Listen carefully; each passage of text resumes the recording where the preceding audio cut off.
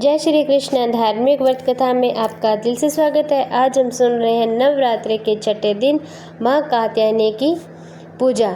नव दुर्गा के 9 स्वरूपों में से देवी के छठे स्वरूप को देवी कात्यायनी के नाम से पूजा जाता है। माता कात्यायनी की पूजा नवरात्रि के छठे दिन षष्ठी को बड़ी धूमधाम से मनाई जाती है।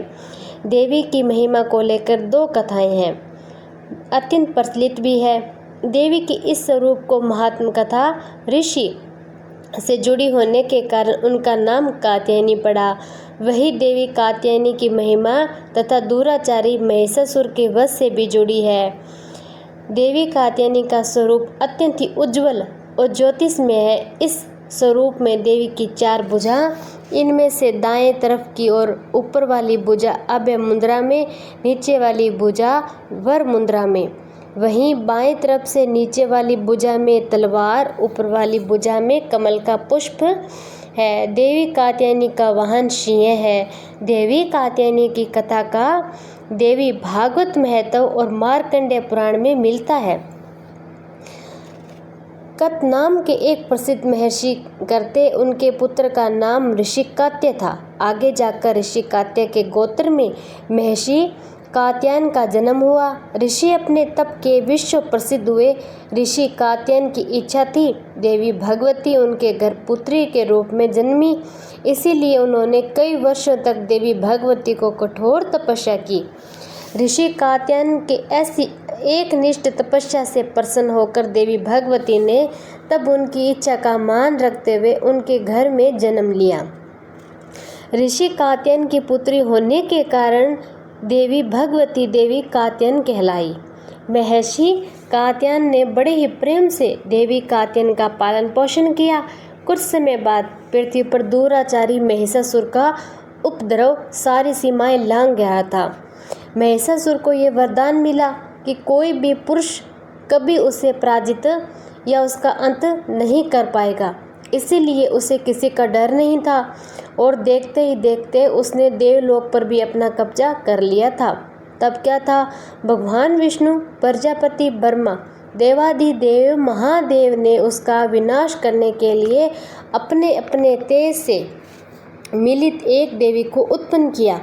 महर्षि कात्यायन ने इस देवी की सर्वप्रथम विधिवत पूजा की, इसीलिए देवी को कात्यायनी के नाम से जाना लगा। वही देवी कात्यायन ने जुड़ी एक अन्य पौराणिक कथा, देवी की उत्पत्ति महर्षि कात्यायन के यहाँ अश्विन महीने के कृष्ण चतुर्दशी को हुई थी। इसके बाद महर्षि ने शुक्ल सप्तमी, अष्टमी, नवमी तक देवी की अपने आश्रम में विधिवत पूजा अर्चना की। दशमी को देवी के इस स्वरूप ने महिषासुर का वध किया। यही कारण है कि देवी के इस स्वरूप को देवी कात्यायनी के नाम से भी जाना जाता है। महिषासुर का अंत करने के कारण देवी को महिषासुर मर्दनी के नाम से भी जाना गया है। इसके अलावा देवी कात्यायनी से एक जुड़ी और मान्यता है कि देवी दुर्गा का यह स्वरूप अमोघ फलदायिनी है। वज्र की गोपियों ने करुणा अवतार श्री कृष्ण को अपने पति के रूप में पाने के लिए कालिंदी यमुना के किनारे देवी कात्यायनी की आराधना की थी। इसी कारण वर्तमान में भी देवी कात्यायनी की समस्त ब्रजमंडल अधिशास्त्री देवी रूप में प्रतिष्ठित भी है। स्कंद पुराण में देवी कात्यायनी के बारे में उल्लेख हमें मिलता है। उनकी उत्पत्ति परमेश्वर के संसारिक क्रोध से हुई थी।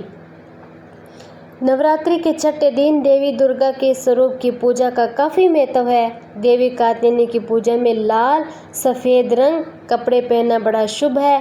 माँ कात्यायनी के चरणों में सब कुछ अर्पित करना, आराधना करने के बाद भक्तों के उनके दर्शन प्राप्त हो जाते हैं। देवी के स्वरूप के पूजन से भक्तों को एक अद्भुत शक्ति का संचार होता है।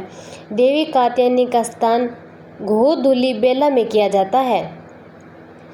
देवी कात्यायनी को शहद अत्यंत ही प्रिय है, इसीलिए नवरात्रि के छठे दिन जो भी भक्त माँ कात्यायनी को पूजा में शहद से बनी चीज़ों का अगर भोग लगाए तो माँ शीघ्र ही प्रसन्न हो जाती है। देवी कात्यायनी की विधिवत पूजा करने के बाद महादेव की पूजा करने का भी एक महत्व है। अवतार की कथा अगर भक्ति और संकल्प सच्चा हो तो परम प्रकृति की कृपा सदैव बनी रहती है। जिस प्रकार महर्षि कात्यायन ने एक निष्ठ तपस्या से प्रसन्न होकर देवी दुर्गा ने उनकी इच्छा और तपस्या का मान रखा था, ठीक उसी प्रकार मनुष्य को भी अपनी भक्ति और निष्ठा का संकल्प पथ पर अटल रहना चाहिए। अटल के साथ, निश्चय भक्ति के साथ, प्रेम के साथ, विश्वास के साथ पूजा पाठ करने से माँ अवश्य ही हमारे संकल्प को पूरा करती है, हमारी मनोकामना को पूरा करती है। चाहे कोई भी भक्ति हो, चाहे कोई भी शक्ति हो, अगर हम उसे पाना चाहते हैं तो हमारी भक्ति में विश्वास होना, संकल्प होना, अटल रहना, तभी हमारी तपस्या और हमारा व्रत पूरा होगा। जय माता दी।